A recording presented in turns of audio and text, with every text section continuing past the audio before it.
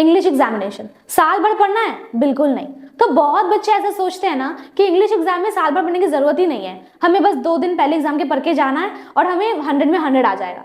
अब मैथ्स में आपको अगर अच्छा मार्क्स लाना है, आप उसे रोज सॉल्व कर रहे हो, फिजिक्स के न्यूमेरिकल्स को आप रोज सॉल्व कर रहे हो, आप केमिस्ट्री की इक्वेशन सॉल्व कर रहे हो, है ना, आप हिस्ट्री रट्टा मार रहे हो, ज्योग्राफी पढ़ रहे हो, आप पॉलिटिकल मैप सॉल्व कर रहे हो, आप सारी चीज कर रहे हो, लेकिन क्या आप इंग्लिश की ग्रामर पोर्शन को प्रैक्टिस कर रहे हो? क्या आप रोज एक ऐसे को प्रैक्टिस कर रहे हो कि हाँ मुझे ये ऐसे लिख के देखना है कि मैं कितना ज्यादा इसमें फ्लुएंट हूँ? तो गाइज, आई एम अंकिका और मैं आज आप लोग के लिए लेके आई हूँ 10th आईसीएसई बोर्ड एग्जामिनेशन के कुछ टिप्स। तो आज हम डिस्कस करेंगे बोर्ड एग्जामिनेशन का exam pattern, marking scheme, time management और बहुत कुछ।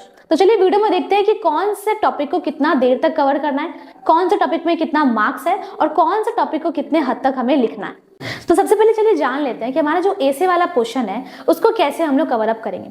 अब एसे लिखते वक्त आप ये चीज सोच लो कि एसे जो टॉपिक है आपका 20 मार्क्स होल्ड कर रहा है। अब एक पेपर में जो 80 मार्क्स का है और 20 मार्क्स सिर्फ एक एसे ही कवर अप करेगा, तो सोचो कि आपको वो एसे को कितना ज्यादा क्रिएटिविटी के साथ लिखना होगा। एसे लिखते वक्त ये मत सोचना कि आप उस एसे को लिख रहे हो आपको कितना अच्छा लग रहा है। एसे लिखते वक्त ये सोचो कि अगर जो टीचर आपका पेपर चेक करने वाला है वो आपको आपके एसे को कितना ज्यादा इंटरेस्टिंग देख रहा है, वो उसको आपका एसे कितना ज्यादा इंटरेस्टिंग लग रहा होगा।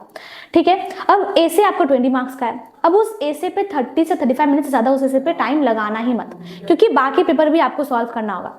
अगर आप 30 से 35 मिनट से ज्यादा पेपर में टाइम लगा रहे हो एसे लिखने में, तो फिर मान लो आप 1 घंटा पूरी एसे को दे रहे हो। अब जो बचा हुआ टाइम है उसमें आपको notice, email, letter, grammar portion सब कुछ सॉल्व करना होगा और अनसीन पैसेज भी सॉल्व करना होगा। ठीक है, तो पहला जो 15 मिनट्स आपको पेपर रीड करने का टाइम मिलता है उसमें आप डिसाइड कर लो कि आप एसी के कौन से टॉपिक को कवर करोगे। अब एसी लिखते वक्त आपको 5 टॉपिक मिलेगा। ठीक है, वो क्या क्या रहता है? नरेटिव, डिस्क्रिप्टिव, ठीक है, आर्ग्यूमेंटेटिव, पिक्चर बेस्ड और एक स्टोरी राइटिंग। तो अगर आप पर्सनली मुझसे पूछोगे कि कौन से एसे को लिखना चाहिए, तो मैं यही सजेस्ट करूंगी कि आर्ग्यूमेंटेटिव एसे पे ही ध्यान दो, क्योंकि क्या है ना कि इसमें आपके पास 2 ही टॉपिक रहता है, या तो आप फॉर में लिखोगे या फिर आप अगेंस्ट में लिखोगे। तो वहां पे आपको महानता नहीं दिखाना है कि भाई इसमें तो सब फॉर में लिखते हैं, मैं इसमें अगेंस्ट में लिखूंगा। बिल्कुल मत करना, महानता एक्सपेरिमेंट कहीं और दिखाना भैया। ठीक है, यहाँ पे एकदम मत दिखाना। ठीक है, अगर आपको लग रहा है कि 80% लोग फॉर ही बोलेंगे इस स्टेटमेंट पे, तो आप भी प्लीज फॉर ही लिखो। ठीक है, इसे सोचते वक्त कि हाँ मुझे फॉर में लिखना है, तो तभी अपने दिमाग में 8-10 बुलेट पॉइंट को सेट कर लो और उसको एग्जैगरेट करके जितने अच्छे से हो सके लिख लो। ओवर राइट बिल्कुल भी मत करना। अब एसे में 20 मार्क्स के साथ आप 30-35 मिनट्स वहां पे लगा दियो, 2.5 पेज लिखो, वर्ड लिमिट को फॉलो करो। ठीक है, अब चलिए दूसरा टॉपिक जान लेते हैं कि दूसरा टॉपिक को हम लोग कैसे कवर करेंगे। अब सेकंड टॉपिक क्या रहता है हमारा? Letter writing. लेटर राइटिंग कितने मार्क्स का रहता है? 10 मार्क्स। ठीक है, अब एसी के बाद हमें लेटर राइटिंग में जाना है। अब यहाँ पे हमें 2 ऑप्शन दिया रहता है, फॉर्मल या फिर इनफॉर्मल। प्लीज आपको जो लेटर सही से लिखना आ रहा है आप प्लीज उस पर ही जाना। ठीक है, चाहे आपको लगे कि फॉर्मल लेटर का जो मेरा टॉपिक है वो बहुत ईजी है तो फॉर्मल लेटर हम लिख लेते हैं, ऐसे मत करना। अगर आपको इनफॉर्मल लेटर अच्छे से लिखना आता है, उसकी बॉडी पैटर्न आपको पता है कि किस तरीके से कितने अच्छे से हम लिख सकते हैं, तो आप इनफॉर्मल लेटर ही लिखो। ठीक है, अब यहाँ पे ये चीज भी जान लो कि अगर आपको फॉर्मेट पता होगा, ठीक है, तो फॉर्मेट में बहुत ज्यादा मार्क्स दिया हुआ रहता है। तो मैं एक और वीडियो बनाऊंगी इसके बारे में कि लेटर राइटिंग का फॉर्मेट क्या होता है। फिर नोटिस राइटिंग का भी फॉर्मेट के लिए मैं वीडियो पोस्ट करूंगी और मेल राइटिंग का भी फॉर्मेट के लिए मैं वीडियो पोस्ट करूंगी, तो चैनल पे एक्टिव रहना। ठीक है, तो यहाँ पे क्या हो गया हमारा? लेटर राइटिंग 10 मार्क्स का है, दोनों में से कोई एक आपको अटेंड करना है। तो अब आ जाते हैं हम लोग थर्ड टॉपिक पे जो है नोटिस राइटिंग। तो ओवरऑल नोटिस राइटिंग हमारा 5 मार्क्स का रहता है। तो बहुत लोगों को नोटिस राइटिंग का फॉर्मेट नहीं पता है, तो मैं जैसे कि मैंने पहले भी बोला है कि मैं एक वीडियो पोस्ट करूंगी, तो आप लोग चैनल पे एक्टिव रहना। ठीक है, तो नोटिस राइटिंग में हम लोग को बहुत सारे टॉपिक को कवर अप करना होगा। जैसे मान लो अगर हम टाइटल लिख रहे हैं, तो टाइटल तो सबसे पहले आप बहुत ही आई कैचिंग टाइटल सिलेक्ट करो। ठीक है, टाइटल में 1 मार्क्स रहता है। ओके, अब अगर इवेंट है तो इवेंट जब आप लिख रहे हो तो उस इवेंट का आपको 1 मार्क्स मिलेगा। ठीक है, उसके बाद आप टाइम मेंशन कर रहे हो कि वो कितने बजे होगा, कौन से तारीख को होगा, तो डेट लिख रहे हो 1/2 मार्क्स, टाइम लिख रहे हो उसका 1/2 मार्क्स। अब आप वेन्यू बताओगे कि वो जो भी फंक्शन है, जो भी कुछ प्रोग्राम होने वाला है वो कहाँ होने वाला है। ठीक है, तो वो वेन्यू पे आपको 1 मार्क्स रहता है। अब आप वो जो भी नोटिस लिख रहे हो उसका टारगेट ऑडियंस क्या है, आप किसके लिए लिख रहे हो वो नोटिस? स्टूडेंट्स के लिए लिख रहे हो या फिर आप कॉलोनी में रहने वाले लोगों के लिए लिख रहे हो? तो टारगेट ऑडियंस जब आप लिख रहे होगे तो वहां पे आपको 1 मार्क्स कवर अप करेगा। तो नोटिस राइटिंग 5 मार्क्स का है। ठीक है, तो सबसे पहले तब ये ध्यान रखना कि वो जो टाइटल हो वो बहुत ही अच्छा टाइटल होना चाहिए। तो अब आ जाते हैं हम हमारे ईमेल राइटिंग वाले टॉपिक पे। तो वो कितने मार्क्स का होता है? वो भी हमारा ओवरऑल 5 मार्क्स का होता है। तो उसमें भी मार्किंग डिस्ट्रीब्यूशन है। अब हम ईमेल हमेशा कब लिखते हैं? अपने फोन से, कंप्यूटर से, लैपटॉप से।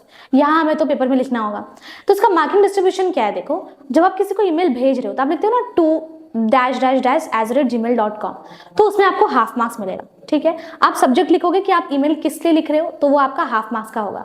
अब आप सैल्यूटेशन लिख रहे हो कि डियर सर है या डियर मैम है, जो भी है, तो वहां पे आपका हाफ मार्क्स कवर अप रहता है, ठीक है। अब आप लिखोगे अपना कंटेंट कि आपका पूरा डिस्क्रिप्शन आप लिखोगे कि आप ये ईमेल क्यों लिख रहे हो, ठीक है।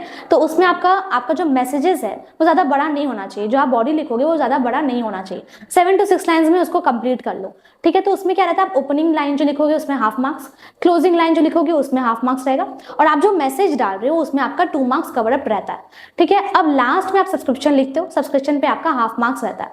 तो ये चीज हमेशा ध्यान रखना कि ईमेल लिखते वक्त जो आपका कंटेंट है, जो मैसेज टाइप कर रहे हो, वो आपका 7 to 6 लाइन से बड़ा नहीं होना चाहिए, ठीक है। तो ये हो गया मेरा ईमेल राइटिंग का मार्क डिस्ट्रीब्यूशन, और वो ओवरऑल 5 मार्क्स का हमारा होता है। तो अब आ जाते हैं हम लोग अपने नेक्स्ट टॉपिक पे, जो कि है मेरा अनसीन पैसेज।